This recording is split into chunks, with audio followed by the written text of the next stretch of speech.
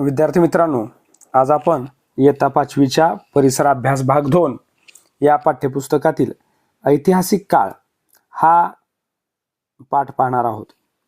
विद्यार्थी मित्रांनो, या पाठामध्ये आपण संस्कृती म्हणजे काय, त्याचप्रमाणे नद्यांच्या खोऱ्यांमध्ये नागरी संस्कृती कशी तयार झाली याची माहिती घेणार आहोत. त्याचप्रमाणे वेगवेगळ्या संस्कृती म्हणजे मेसोपोटेमिया, इजिप्त, चीन, हडप्पा याविषयीची माहिती घेणार आहोत. आणि खेळ आणि मनोरंजन हे प्राचीन काळामध्ये कसं चालत होतं याविषयी थोडक्यात माहिती या पाठामध्ये घेणार आहोत.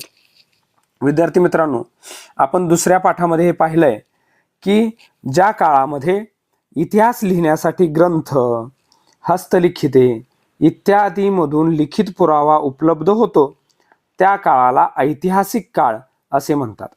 ऐतिहासिक काळ कशाला म्हणतात, तर ज्या काळामध्ये ग्रंथांमधून, हस्तलिखितामधून लिहिलेली माहिती सापडते त्याला ऐतिहासिक काळ असं म्हटलं जातं. सर्व प्राचीन नागरी संस्कृतीमध्ये विकसित लिपींच्या आधारे लेखन केले जात होते. ज्या प्राचीन संस्कृती झाल्या म्हणजे हडप्पा असू द्या, चीनची संस्कृती असू द्या, या संस्कृतीमध्ये काय केलं जात होतं, तर ज्या काही घटना घडलेल्या आहेत त्या लिहिण्याच्या स्वरूपामध्ये, लिखाणाच्या स्वरूपामध्ये आढळतात आणि म्हणूनच त्याला आपण ऐतिहासिक काळ असं म्हणतो. म्हणजेच नागरी संस्कृतीच्या उदयाबरोबर नवाश्मयुगाचा प्रागैतिहासिक काळ संपून ऐतिहासिक काळ सुरू झाला असे स्पष्ट होते. बघा, अश्मयुगामध्ये आपल्याला काही लिहिलेलं सापडतं का? नाही सापडत. पण त्यानंतरच्या काळामध्ये आपल्याला लिहिलेल्या गोष्टी सापडतात, त्याला आपण ऐतिहासिक काळ असं म्हणतो. आता पहिली गोष्ट आपण समजावून घेऊया, संस्कृती म्हणजे काय, कशाला म्हणायचं संस्कृती. तर बघा, मानव आणि इतर प्राणी यांना त्यांच्या गरजा भागवण्यासाठी त्यांच्या भोवतालच्या परिसरावर, निसर्गावर अवलंबून राहावं लागतं. माणसाला त्याच्या गरजा जर भागवायच्या असतील, अन्न, वस्त्र, निवारा ह्या गरजा भागवायच्यात, तर माणसाला निसर्गावर अवलंबून राहावं लागतं, परिसरातील गोष्टीवर अवलंबून राहावं लागतं. आणि मग ज्यावेळी त्या माणूस किंवा इतर प्राणी गरजा भागवत असतो त्यावेळी परिसर आणि निसर्ग या दोहोंमध्ये काही विशेष बदल करत नाहीत. उदाहरणार्थ, अस्वल काय करतं? गुहेत राहतं. माकड झाडावर राहतं. माणूस मात्र घर बांधतो. म्हणजे माणूस काय करतोय बघा, प्राणी त्यांच्या गरजा भागवताना परिसरात बदल करत नाहीत. अस्वल आहे त्या गुहेत राहतंय, माकड आहे त्या झाडावर राहतंय. पण माणूस काय करतो? माणूस निसर्गामध्ये, परिसरामध्ये बदल करतोय आणि मग परिसराचं नैसर्गिक स्वरूप बदलून टाकतो. निसर्गात मिळणारे अन्न पदार्थ सुद्धा माणूस काय करतो? कच्चे खात नाही, शिजवून खातो, भाजून खातो. म्हणजेच कच्च्या अन्न पदार्थावर तो काय करतो? संस्करण करतो. कच्च्या अन्न पदार्थावर तो संस्करण करतो, प्रक्रिया करतो. अशा पद्धतीने तो वेगवेगळ्या पदार्थावर संस्करण करत असतो. दगड, धातू इत्यादीवर संस्करण करून दगडाचे छिलके काढतो. धातूंना घनाने, ऐरणीवरती तो त्यांना वेगवेगळा आकार देतो आणि वस्तू बनवतो.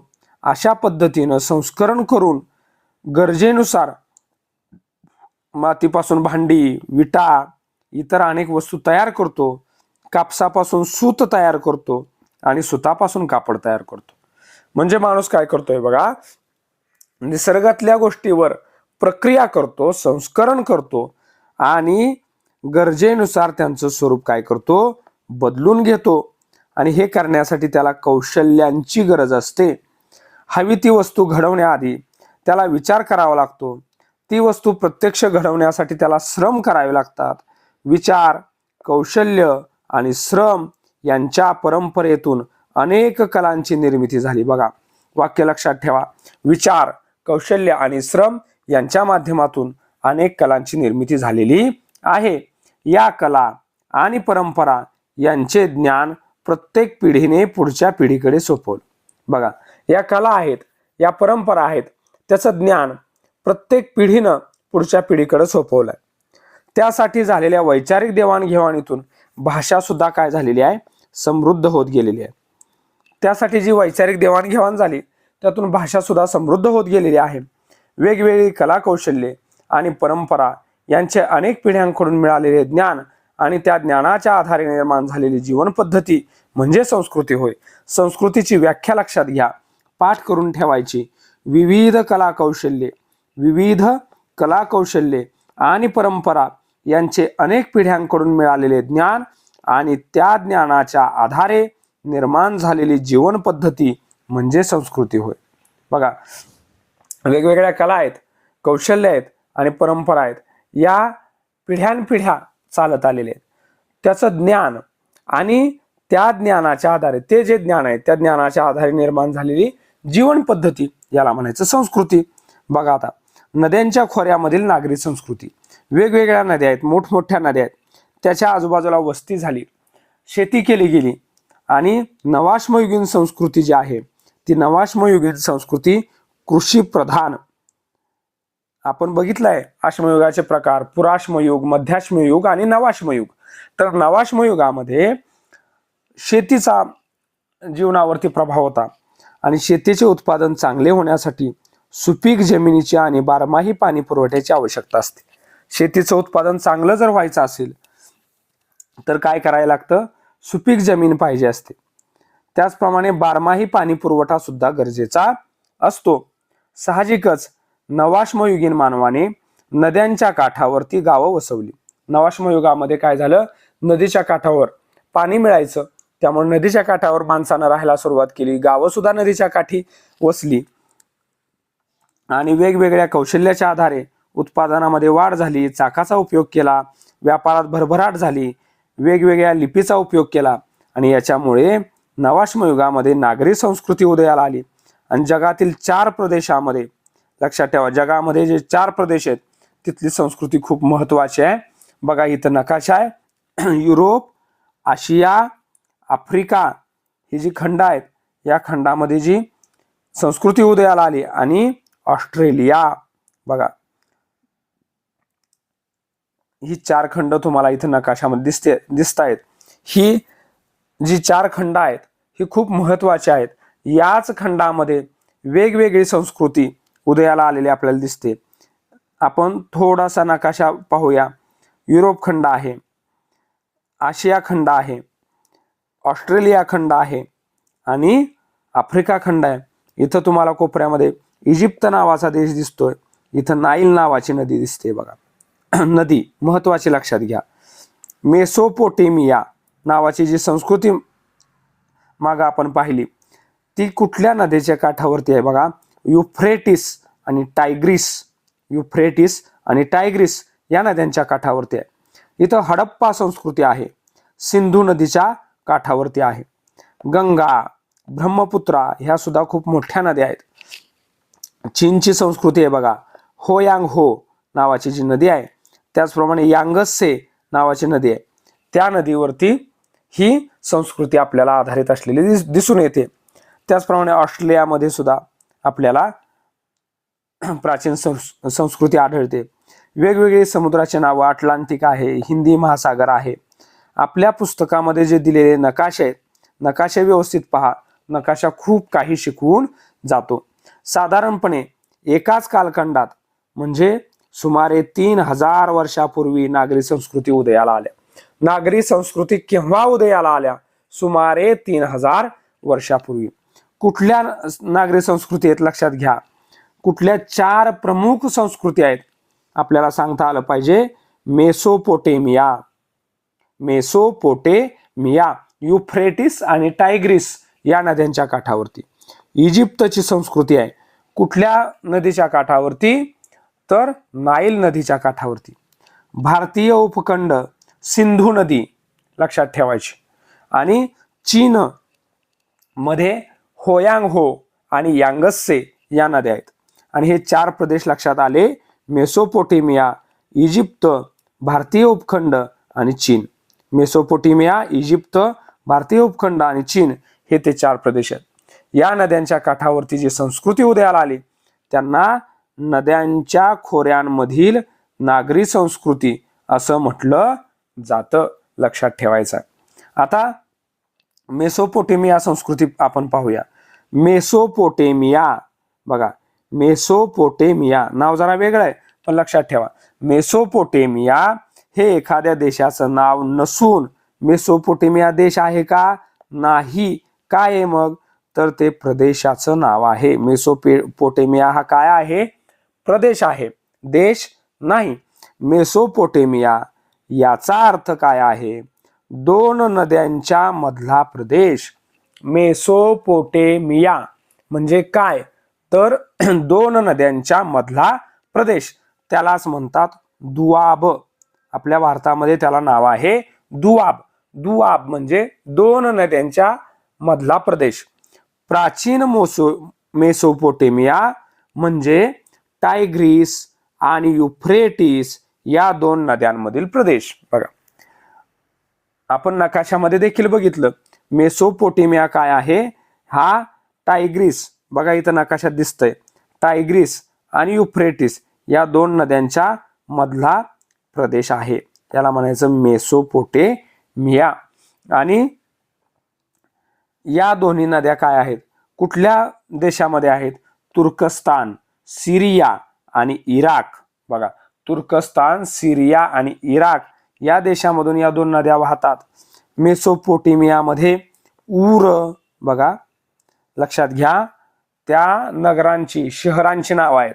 मेसोपोटेमियामध्ये कोणती नगरं होती? तर ऊर, उरुक आणि निप्पूर. बघा, ऊर, उरुक आणि निप्पूर नावाची तीन नगरं कुठल्या संस्कृतीत आहेत? मेसोपोटेमियामध्ये आहेत. आता त्यानंतर पुढची संस्कृती आहे इजिप्त. इजिप्त काय आहे? आफ्रिका खंडामध्ये. बघा, आपण नकाशात पाहिलं, इजिप्त हे हा जो देश आहे तो आफ्रिका खंडामध्ये आहे. हे आहे आफ्रिका खंड आणि या आफ्रिका खंडामध्ये इजिप्त इथं आहे, आपल्याला नाईल नदीच्या काठावरती आहे.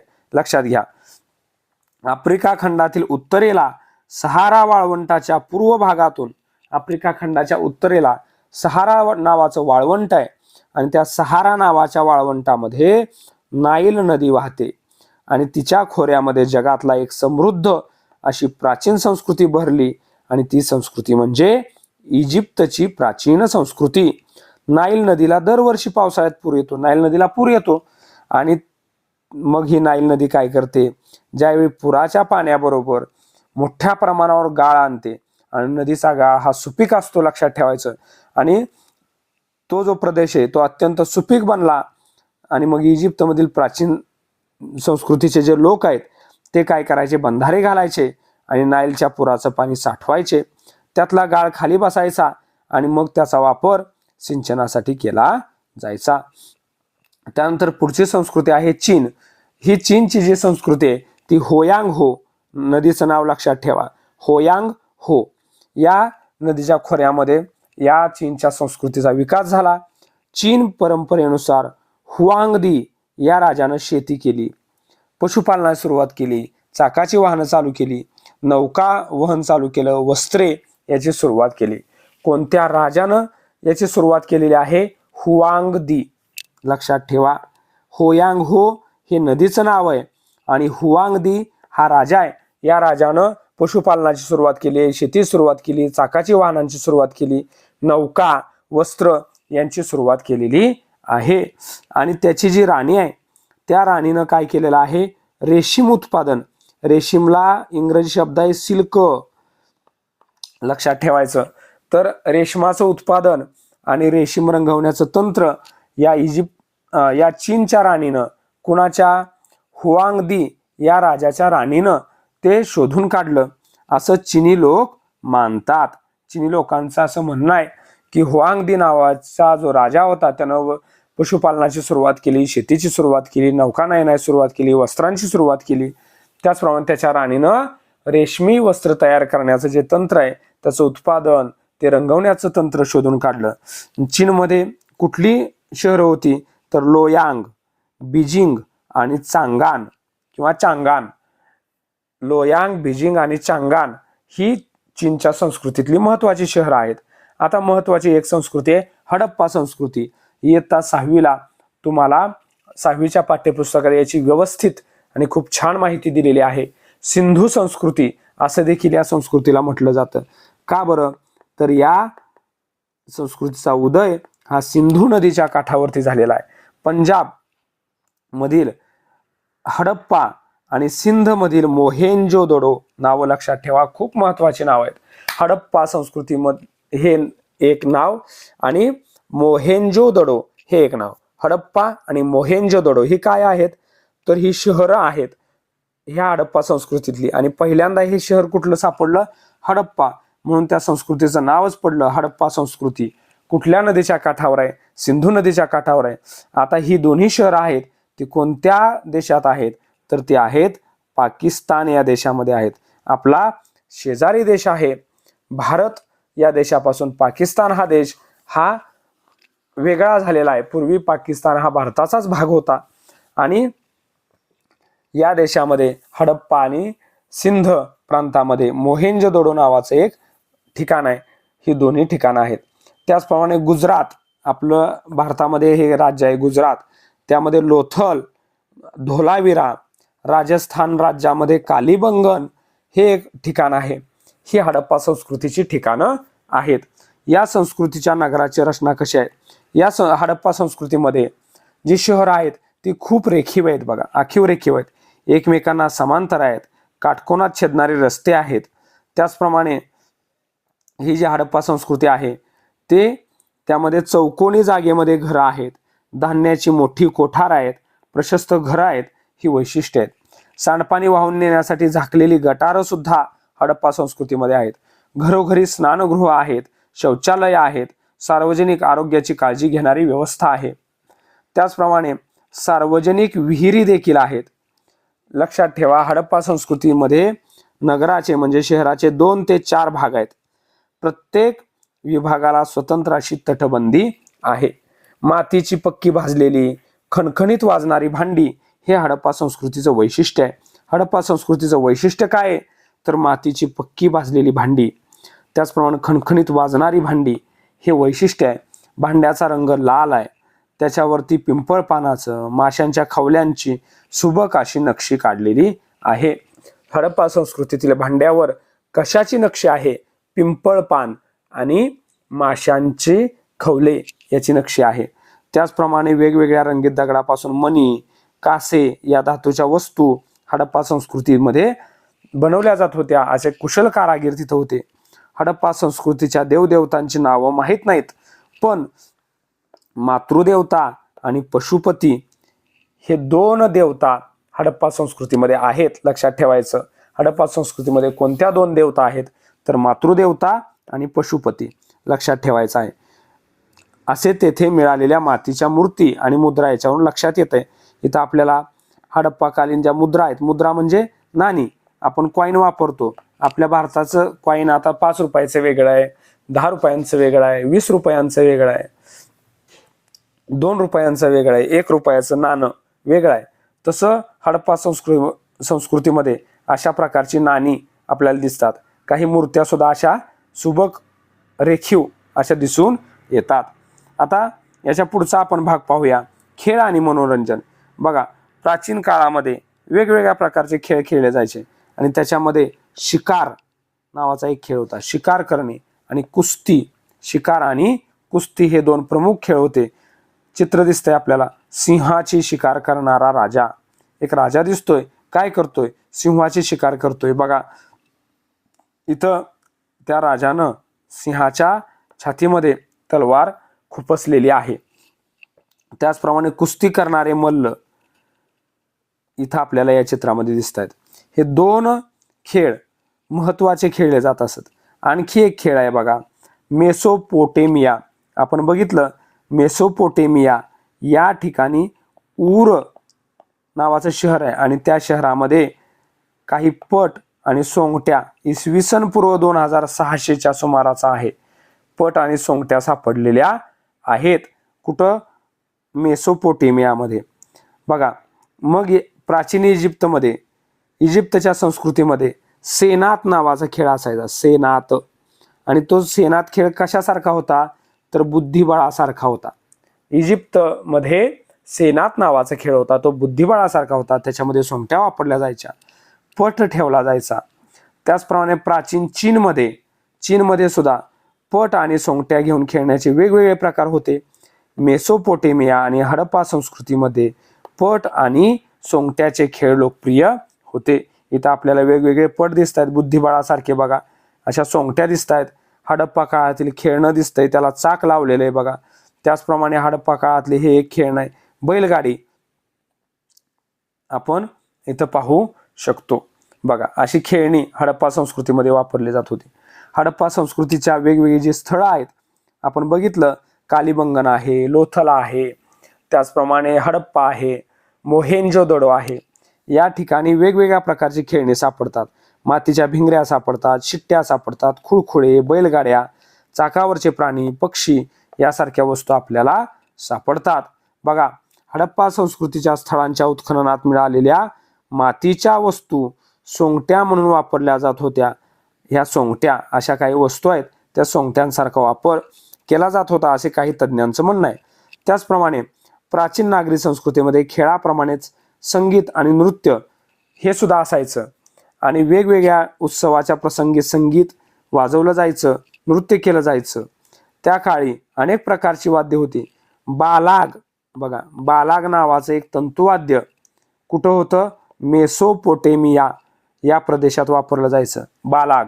त्याचप्रमाणे सारंगी नावाचं एक वाद्य हे प्राचीन तंतुवाद्य आहे. त्याचप्रमाणे झांजा, खुळखुळे, बासरी, ढोल अशी काही वाद्य या संस्कृतीमध्ये वापरले जात होते. इजिप्तचा जो राजा होता त्या राजाला फॅरो असं म्हटलं जायचं. इजिप्तच्या राजाला काय म्हटले जायचं? तर इजिप्तच्या राजाला फॅरो असं म्हटलं जात असे. आणि हा फॅरो काय करायचा? स्वतः ज्यावेळी उत्सव असेल तो स्वतः उत्सवामध्ये सहभागी व्हायचा, नाचकाम करायचा, नृत्यामध्ये सहभागी व्हायचा. हडप्पा संस्कृतीमध्ये सुद्धा नृत्याला विशेष महत्त्व होते.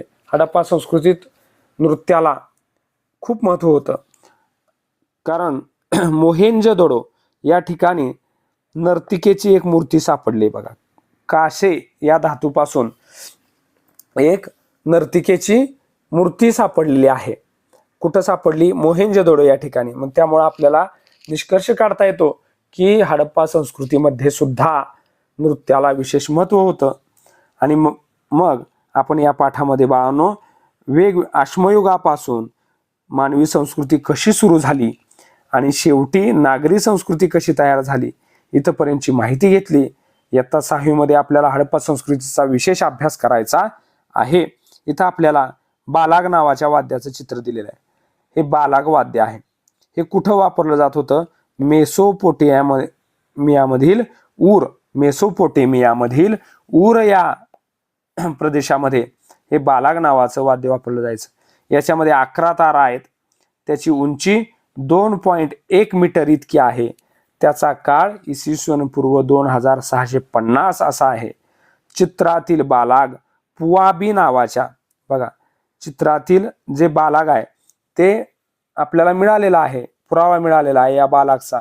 ते कुठं सापडलं?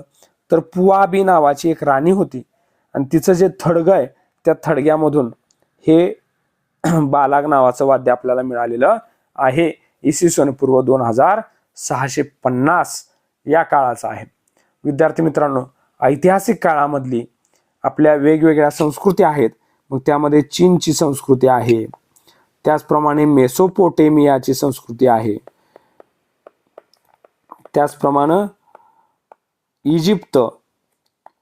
इजिप्तची संस्कृती जी आहे आणि हडप्पा संस्कृती आहे.